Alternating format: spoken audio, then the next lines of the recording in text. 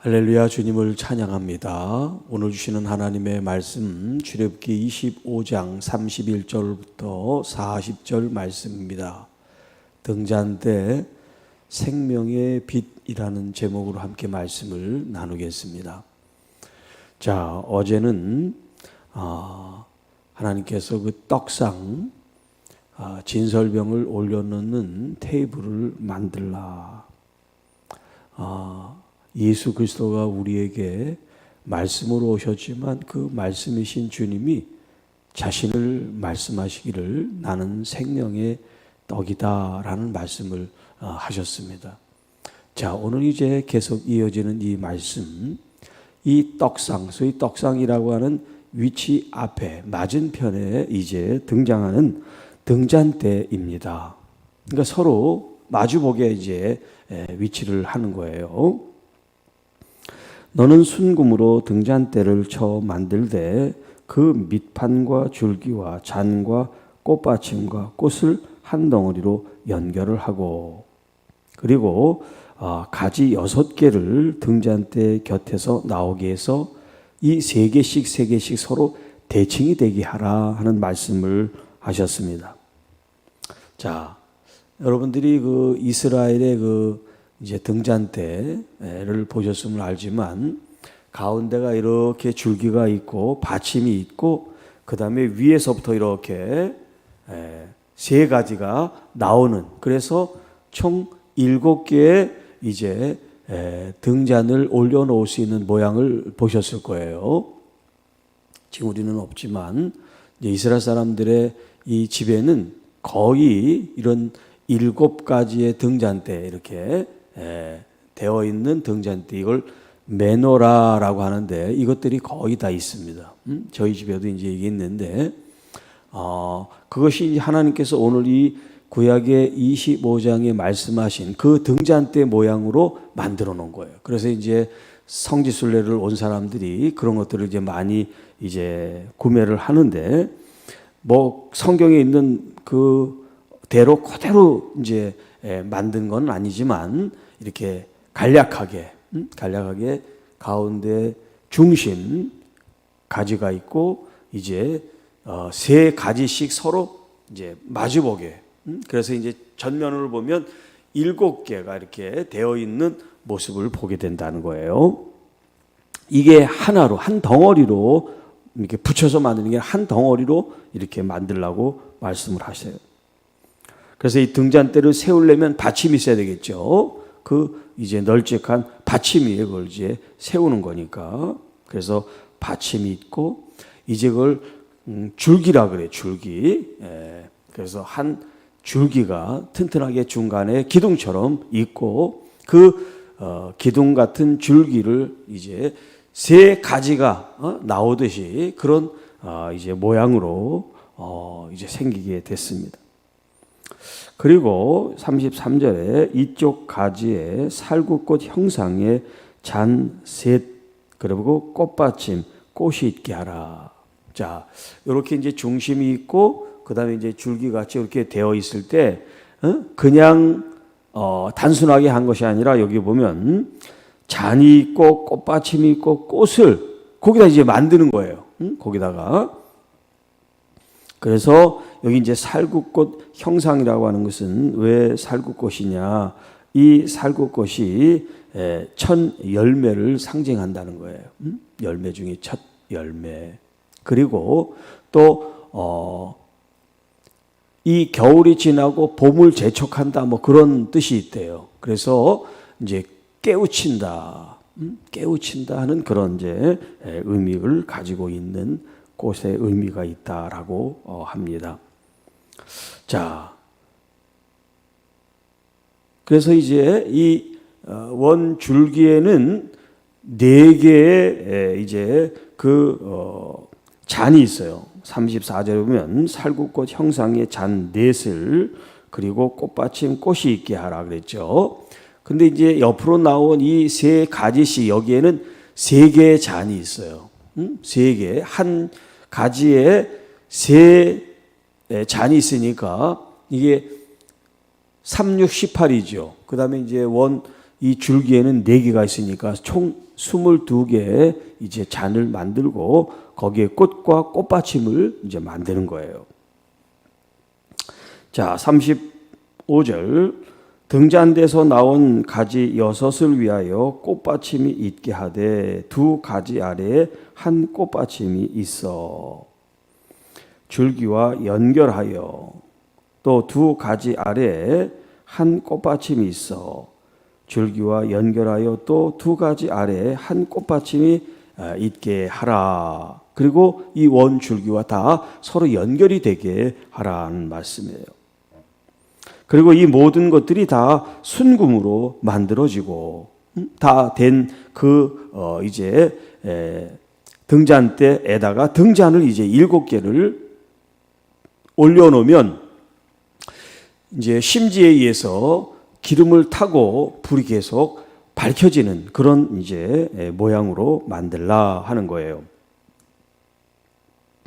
그리고 이 등잔대뿐만 아니라 필요한 기구들까지도 순금으로 만드는데 불집게 그리고 불똥 그릇 이런 것들도 다 순금으로 만들라. 그래서 이 순금이 들어가는 게 한 달란트가 되게 해서 만들라. 자, 너는 삼가 이 산에서 내게 보인 이 양식대로 그대로 만들라 하는 말씀이에요. 자, 여기 지금 이 등잔대,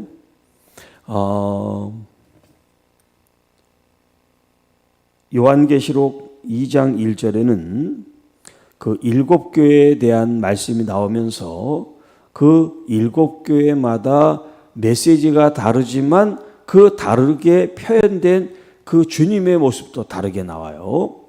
그 중에 이제 에베소 교회의 첫 번째 주시는 말씀에 예수님 자신이 계시되기를 뭐라고 표현했냐면 계시록 2장 1절 말씀에 7뼈를 붙잡고 7금 촛대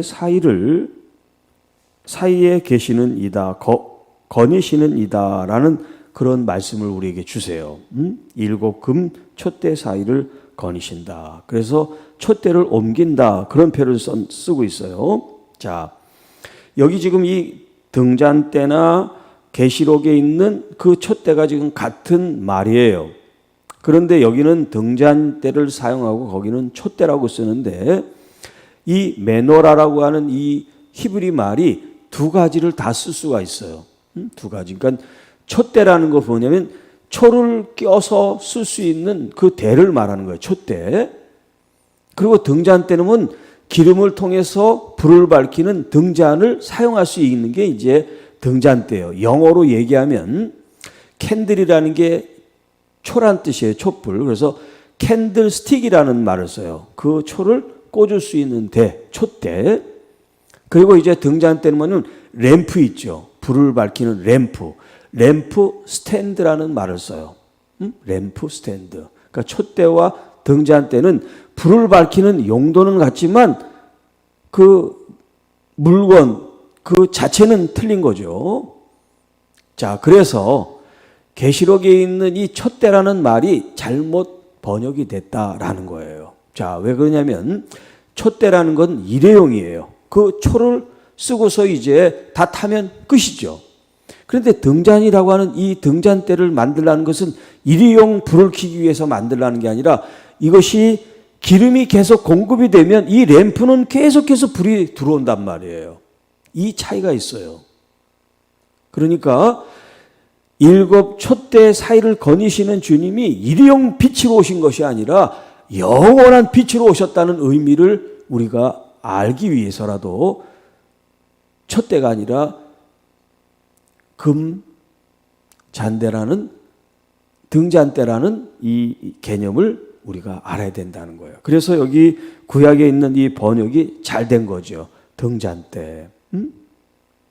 자, 이 등잔대가 좀 전에도 시작하면서 말씀드렸지만 떡상, 하나님 앞에 말씀을 진설해 놓은 그 떡상 바로 앞에 맞은편에 불을 밝히게 등잔대를 만들었단 말이에요. 그리고 등잔 7개, 7개는 완전수라 그랬죠. 그 7개를 그 앞에 놓고 저녁이 돼서 제사장이 불을 밝히고 아침까지 계속해서 그 성소를 밝히는 그런 메노라 등잔대를 만들게 하셨다는 거예요. 자, 그러니까 이 등잔대의 역할은 뭐냐면 어둠을 밝히는 빛이란 말이에요. 어둠을 밝히는 빛. 자, 우리가 말씀을 읽을 때 빛이 임해야 말씀을 해석할 수가 있고 이해할 수가 있고 깨달을 수가 있는 거예요. 그냥 뭐 읽는다고 해서 읽혀지는 게 아닙니다. 빛이 누구예요? 바로 예수 그리스도시란 말이에요. 말씀도 예수님이시고 빛도 예수님이세요. 그 예수님이 성령을 통해서 보혜사 성령님이 우리에게 임해서 예수 그리스도에게 하신 말씀을 기억나고 깨우치고 그것을 이끌어서 말씀대로 살게 하신다라고 우리에게 말씀하고 계시잖아요.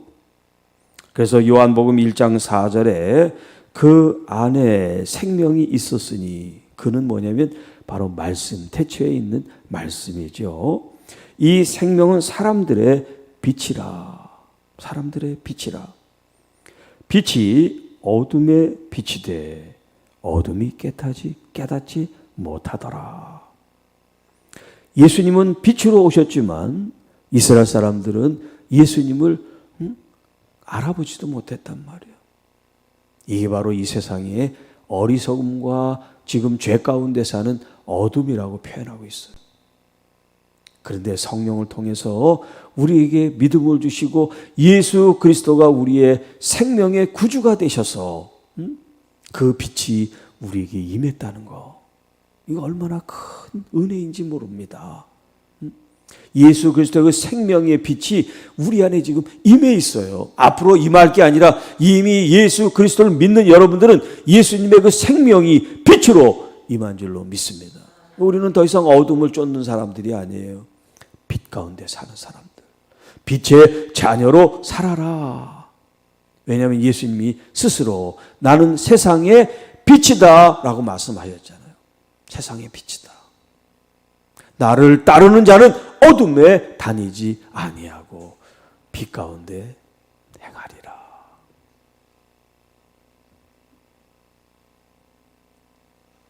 자, 이 말씀을 의미하는 진설병과 이 순금으로 만든 등잔대, 그리고 어디 등잔이 이제 빛을 발하겠죠. 성소에서. 그것도 7개의 빛이 비친단 말이에요. 7개의 빛이.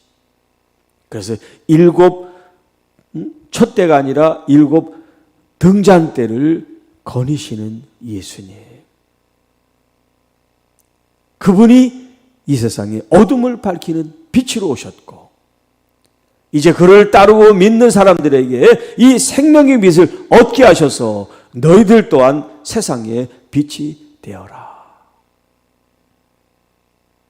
교회가 이 사회, 이 세상의 빛이 될 수 있도록 우리의 생각이 나오는 것이 아니라 우리는 십자가에 죽고 우리를 살리신 예수 그리스도의 정신과 그 뜻이 교회 안에 있다면 이 세상에는 예수 그리스도의 향기와 빛이 흘러나가게 될 줄로 믿습니다.